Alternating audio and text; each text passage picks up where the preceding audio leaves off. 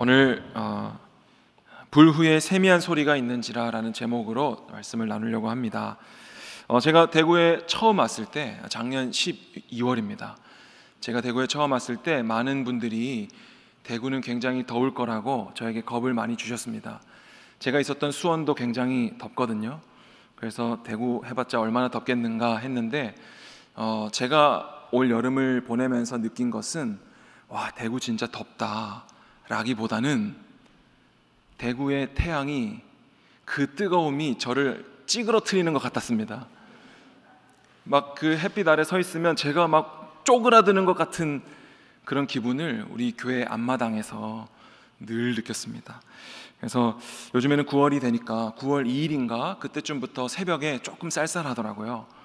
그래서 이제 9월이 되니까 이제 여름도 다 갔구나 하는 생각이 듭니다. 우리 성도님들도 2023년 여름을 어떻게 보내셨는지 모르겠지만 그래도 다들 잘 버텨주셨고 견뎌주셨고 잘 살아내 주신 것 같아서 하나님께 정말로 감사를 드립니다.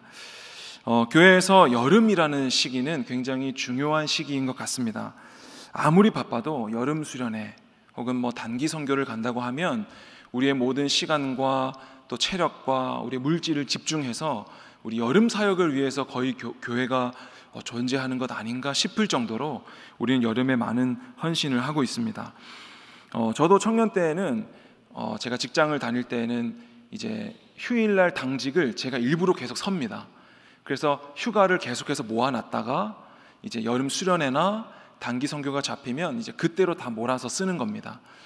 그러니까 제가 개인적으로 여행을 다녔는가, 쉼을 누렸는가 이런 것보다는 여름에 수련회를 가는 것이 저에게는 쉼이었고 단기 선교를 가는 것이 저에게는 유일한 휴식이었다라는 것입니다.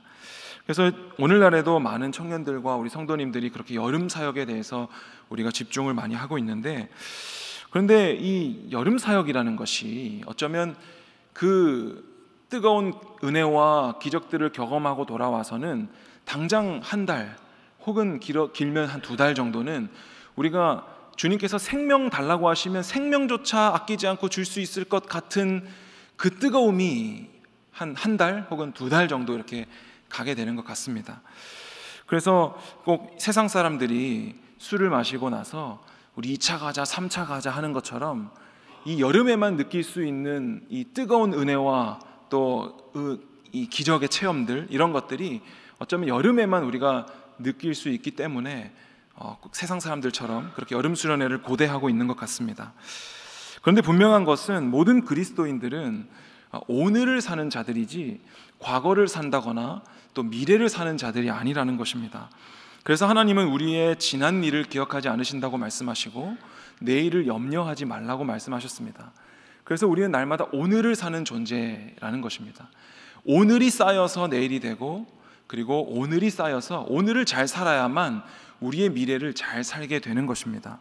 그래서 신학적으로 우리가 종말론을 이야기할 때도 종말론이라는 것, 그러니까 예수님이 다시 오셔서 심판이 있다라는 것 역시도 어떤 먼 미래의 어떤 일이라기보다는, 그러니까 우리가 시간 안에 유한한 존재이기 때문에 우리는 이것을 먼 미래라고 생각하지만 사실 하루가 1000년 같고 1000년이 하루 같으며 과거에도 동일하게 존재하시고 미래에도 동일하게 오늘처럼 존재하시는 하나님 앞에서는 이 종말론이라는 것이 오늘을 깨어서 살아가는 것, 그러니까 슬기로운 5 처녀와 같이 주님이 지금 당장 저 문을 열고 들어오실 것처럼 예비 기름을 준비하고 깨어있는 것, 그것이 바로 종말론이다라고 성경에서 이야기하는 것처럼 모든 그리스도인들은 사실 지금을 어떻게 사는가, 오늘을 어떻게 사는가가 너무나 중요한 것입니다. 그래서 우리가 여름 사역을 통하여서 어떤 기적과 뜨거운 은혜들을 체험했다면 사실 우리가 다시 한번 우리의 일상으로 돌아가기 위한 준비들을 한 단계 한 단계씩 하는 것이 너무나 중요하다라는 생각이 듭니다. 이번에 여름 사역을 끝나고 나서 청년 리더들도 이제 여름 다 끝났다는 것입니다. 이제 올해 다 끝났으니까 이제 목사님 수고하세요, 이제 거의 이런 분위기입니다. 그러니까 어쩌면 누군가에게는 이제 여름 사역이 끝나고 나면 이제 다 끝났다, 이제 새로운 리더들 세우고 새로운 목자들 세우고 이제 우리는 정말 수고 많이 했고 이제 다 끝났다, 이제 좀 쉬자 라는 분위기가 좀 있는 것 같습니다. 그러나 우리가 정말 오늘을 마지막 날인 것처럼 산다면 정말 앞으로 남은 9월, 10월, 11월, 12월, 그러니까 어떻게 보면은 길고 어떻게 보면 짧은, 누군가에게는 다 끝났다, 2023년 다 끝났다라고 말하는 이 시간이 우리가 어떻게 이 시간을 보내느냐에 따라서 또 2024년을 또 어떻게 맞이하는가, 이게 또 결정되지 않을까, 그런 생각을 해봅니다. 저는 20살에 친구를 따라서 처음 교회를 갔습니다. 저희 가정에 믿는 사람이 하나도 없었고 제가 친구를 따라서 처음 20살에 교회를 가게 되었는데, 사실 20살, 21살, 22살 여름까지는 그냥 교회에서 그냥 자매들하고 카페 가고 그런 게 재밌어서 교회에 갔습니다. 거기서 너무나 건전한 놀이들을 하고, 약간 세상에서 술 친구들 만나서 놀 때는 막 바닥에 침 뱉고 담배 피고 싸우고 술 취해서 누구 한 명 길바닥에 자빠져 있고, 이런 게 저는 지옥 같았습니다. 너무 더럽고 너무 뭔가 이렇게 암흑과 같이 여겨졌었는데, 제가 처음에 교회에 간 날 이제 청년부실에 모여가지고 싹트네를 부르는데 그게 너무나 저에게는 좋아 보였습니다. 너무 세상에 이런 건전한 모임이 있다니, 손을 잡고 찬양하고 막 발을 구르고 이런 게 너무나 저에게는 신선했고 너무나 좋았습니다. 그렇게 22살까지, 20살부터 21살, 22살까지 보내다가 22살 여름에 제가 여름 수련회를 갔는데, 거기서 예수님을 인격적으로 만나게 되었습니다. 그때 예수님을 만나게 된 것이, 개인적으로는 제가 중학생 때부터 나는 왜 살지? 나는 왜 공부를 하지? 나는 어디서 와서 어디로 가는 것이지? 라고 고민했던 그 모든 고민들이, 그 예수님 기도하는, 그 무릎 꿇고 불 꺼놓고 기도하는 그 자리에서 예수님이 인격적으로 만나지면서 저의 모든 질문의 해답이 예수 그리스도라는 이 확신을 제가 얻게 되었습니다.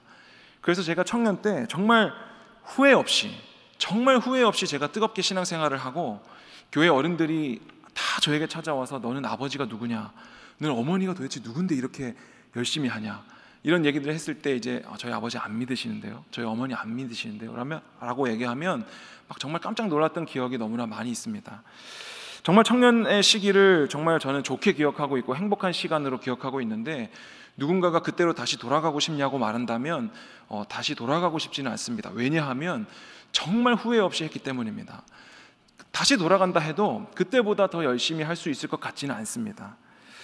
그렇게 제가 열심히 할 수 있었던 이유는 제 안에 뜨거운 열정과 그 확신이 있었기 때문인데, 제가 그 후로 또 2년이 지나고 24살이 되던 해에 제가 큰 시험을 겪습니다. 그리고 이제 하나님이 없다, 하나님이란 것은 없다, 제가 이제 그렇게 하나님이 믿어지지 않기 시작했고, 믿어지지 않을 뿐만 아니라 교회에 가서 청년들과 형들, 선배들한테 하나님 없다, 하나님이 있다면 증거를 한번 대봐라, 하나님이 어디 있냐, 왜 기도하고 있냐, 왜 찬양하고 있냐, 왜 예배를 드리냐라고 말하면서 굉장히 그렇게 난처한 질문들을 많이 했던 것 같습니다.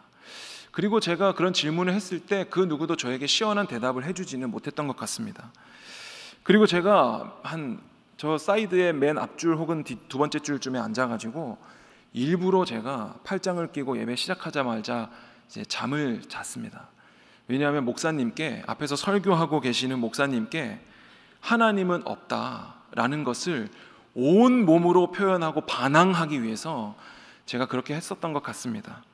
그렇게 한 10개월을 그렇게 했고, 제가 뭐 다 말씀드릴 수는 없어요. 다음에 기회가 되면 말씀드릴 텐데, 제가 오토바이를 타고 다녔는데 사고가 나가지고 그 사고 처리 과정 속에서 이렇게 다시 하나님께 돌아오는 계기가 이제 있어서 하나님께 돌아오게 되었습니다. 제가 그때 하나님 믿어지지 않을 때, 그러니까 제가 예수님을 만나고 뜨거운 확신과 열정을 가지고 열심히 신앙생활을 했는데 그 확신이 무너지고 제 열정이 사라지는 것을 느끼면서 제가 어떻게 기도를 했었냐면, 하나님, 저는 지금 하나님이 믿어지지 않습니다. 하나님, 제가 지금 기도를 하고 있지만 저는 그냥 허공에 뱉을 뿐이지 하나님이 있다고 생각되지가 않습니다. 그리고 그 누구도 저에게 이 하나님이 계시다는 것을 대답하지 못했고, 그리고 중학교 때 제가 고민했던 그 인생의 진리, 내가 왜 공부하고 왜 살고 인생이 어디로 와서 어디로 가는가에 대한 해답을 내가 예수 그리스도 안에서 발견했는데 하나님이 이제 와서 안 계시다라고 한다면 제가 그 이전의 삶으로 돌아가는 것이 너무나 자신이 없습니다. 그러니까 하나님 계시다면 저 좀 만나 주십시오라고 기도는 했지만 사실 저는 하나님이 없다라고 확신하고 있었습니다.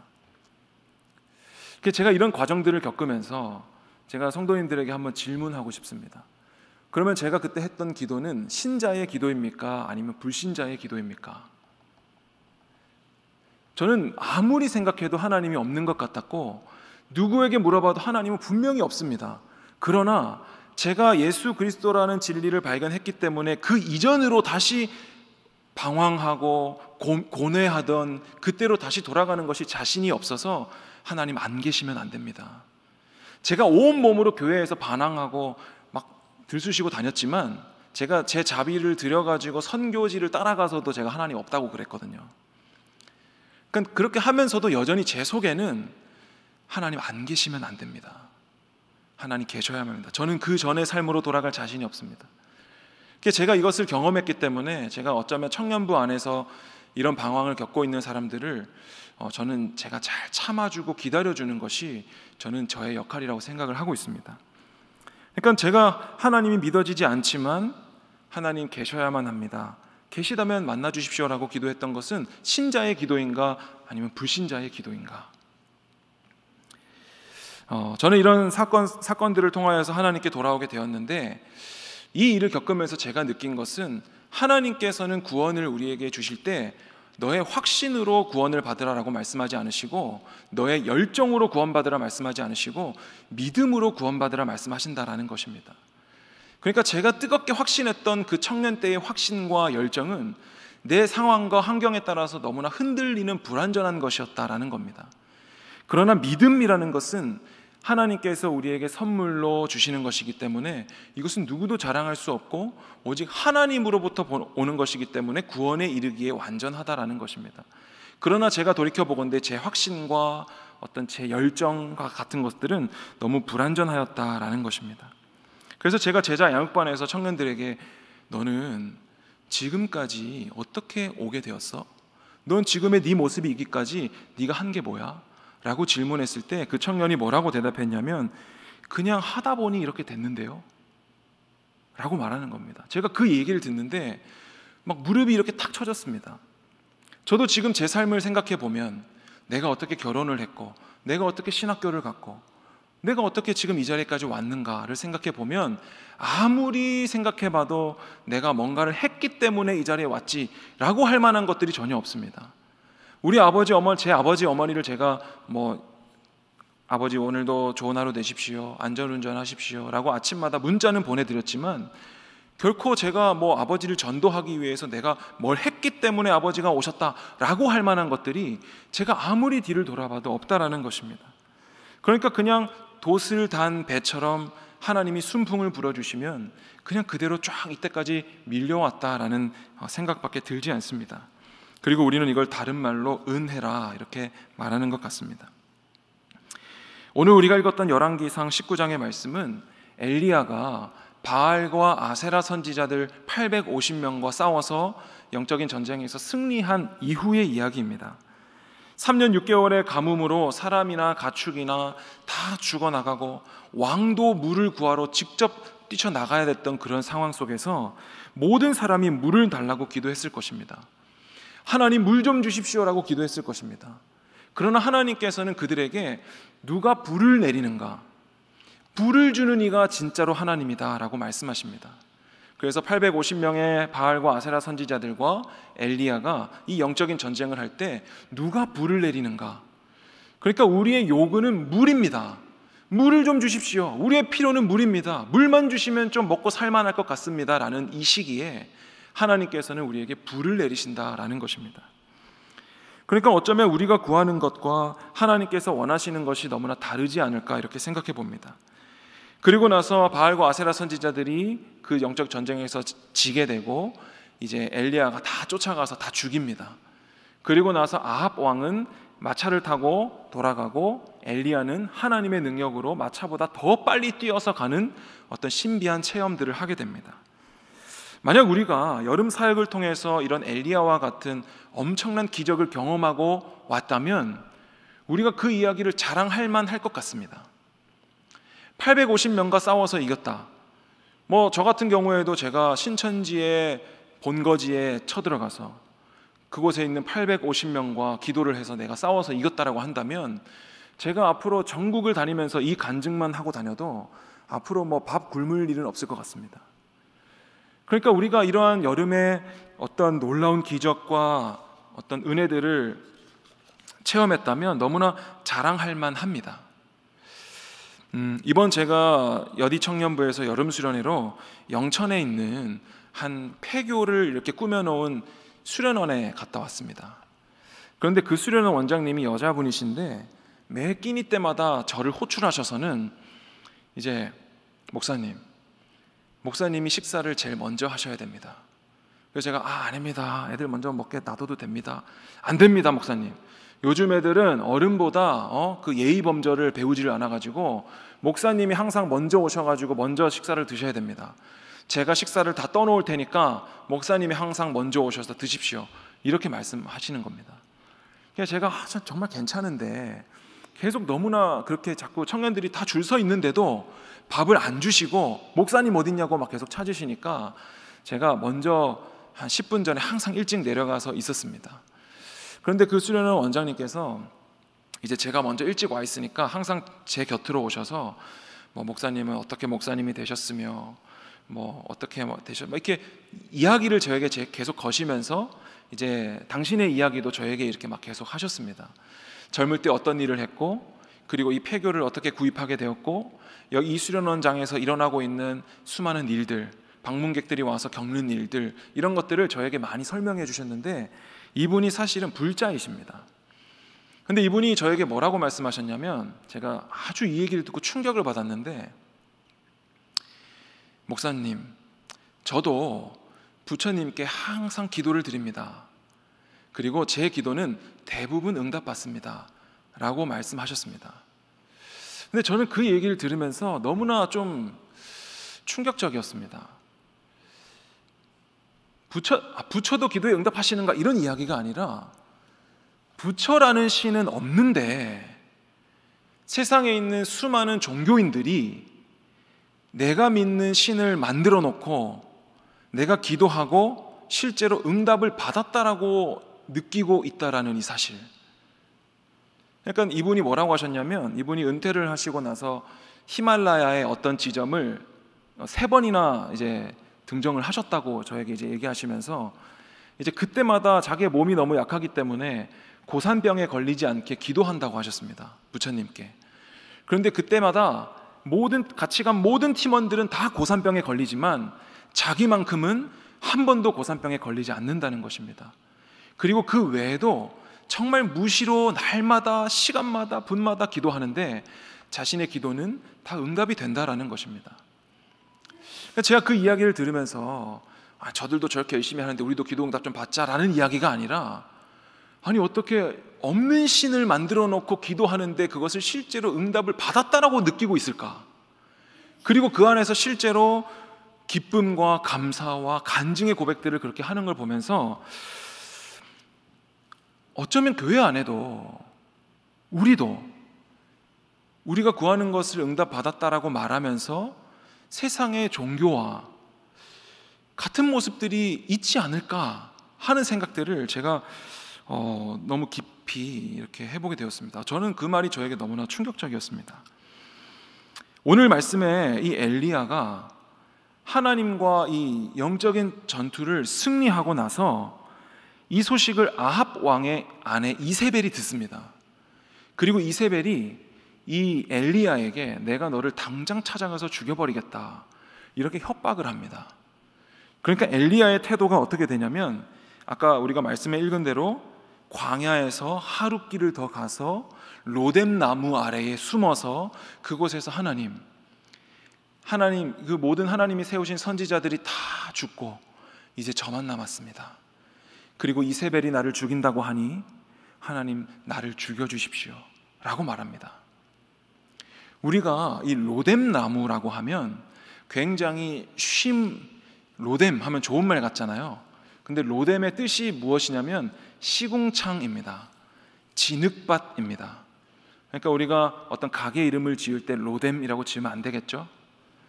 오늘 이 엘리야가 이 로뎀, 이 시궁창과 같은 자신의 현실 앞에, 그러니까 이 로뎀 나무는 실제로 잎사귀가 없고 쌀이 나무 같은 거기 때문에 어떤 새나 이런 동물들이 깃드는 것도 아니고 뭐 열매가 맺히는 나무도 아닙니다. 그늘도 없고 굉장히 이것은 시궁창과 같고 진흙밭과 같은 그런 처참한 엘리야의 현실을 보여주고 있다라는 것입니다.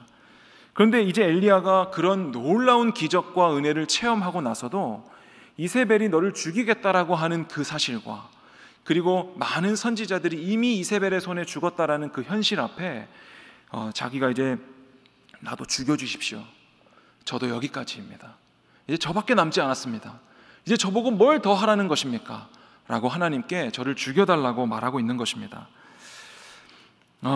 우리가 이 성경에 나오는 인물들을 엘리야가 어떻게 850명을 이기는가?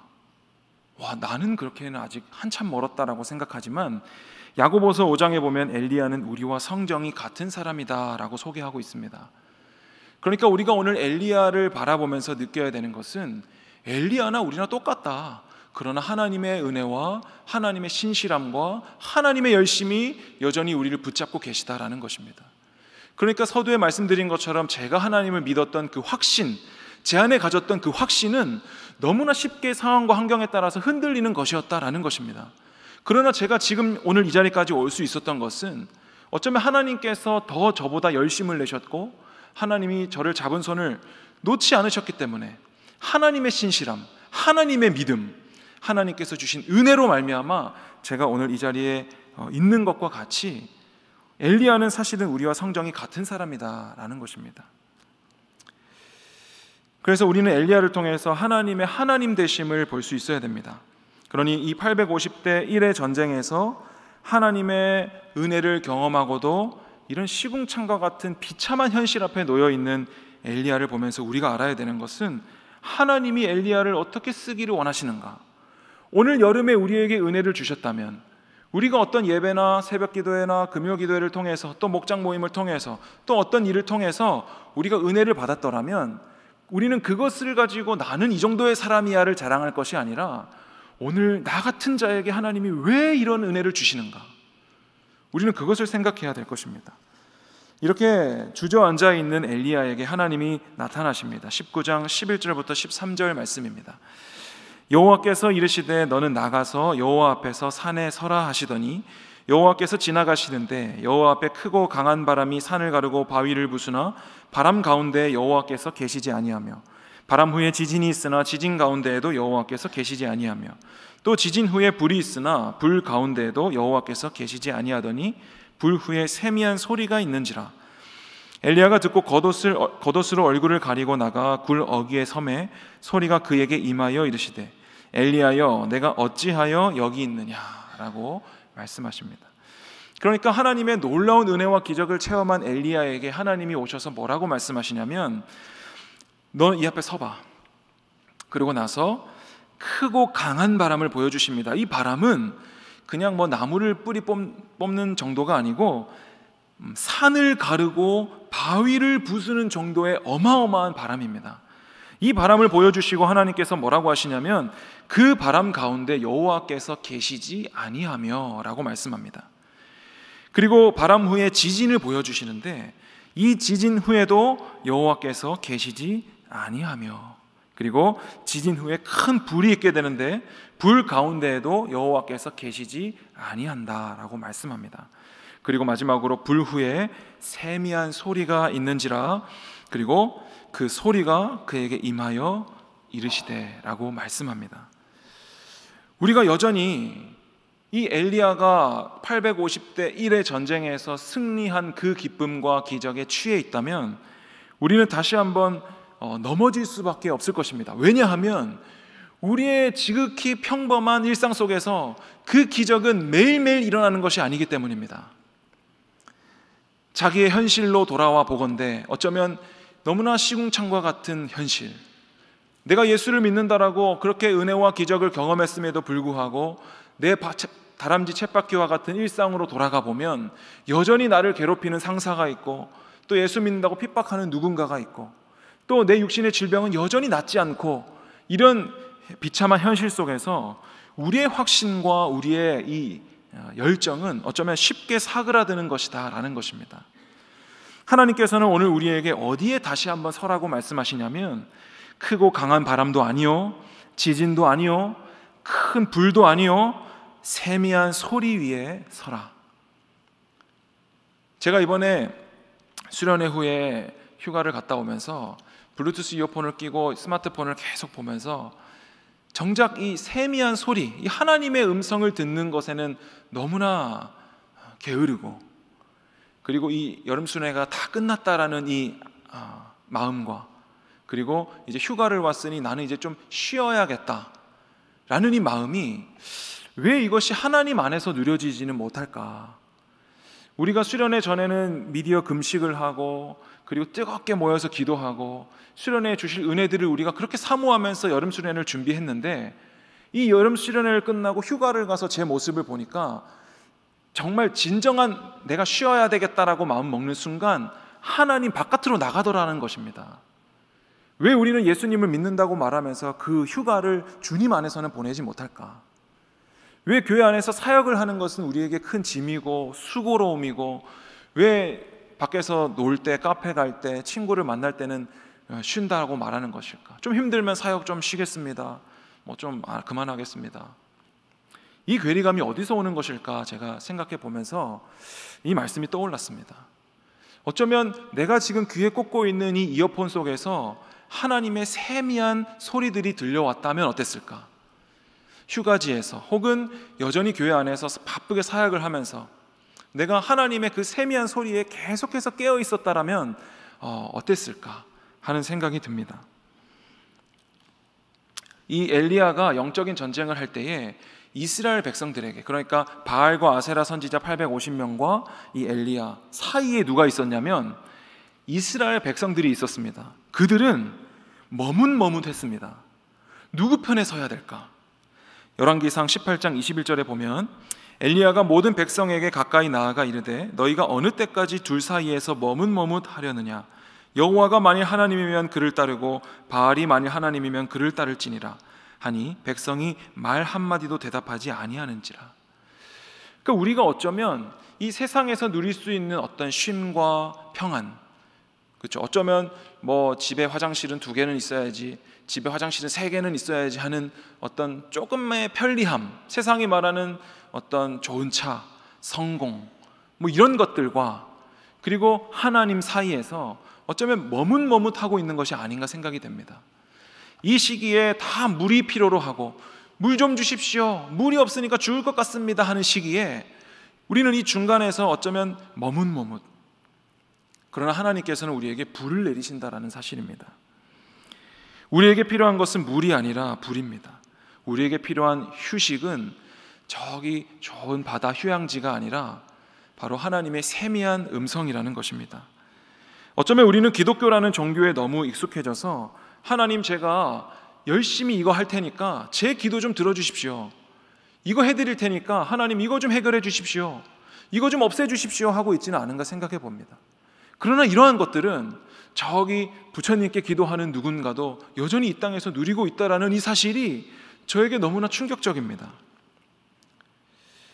오늘 하나님께서는 엘리야에게 찾아오셔서 네가 850대 1로 승리한 그거 아무것도 아니다. 너는 앞으로 그것을 의지하며 살 것이 아니라 다시 한번 하나님의 세미한 소리에 너의 모든 삶의 방향을 맞춰야 된다. 너가 지금 무엇을 보고 있고 무엇을 듣고 있는가? 하나님의 세미한 음성을 듣는 것이 참된 기적이고 은혜이다라는 것입니다.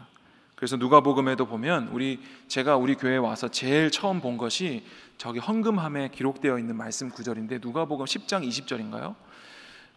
귀신이 떠나가는 것으로 기뻐하지 말고 너희의 이름이 하늘에 기록된 것으로 기뻐하라.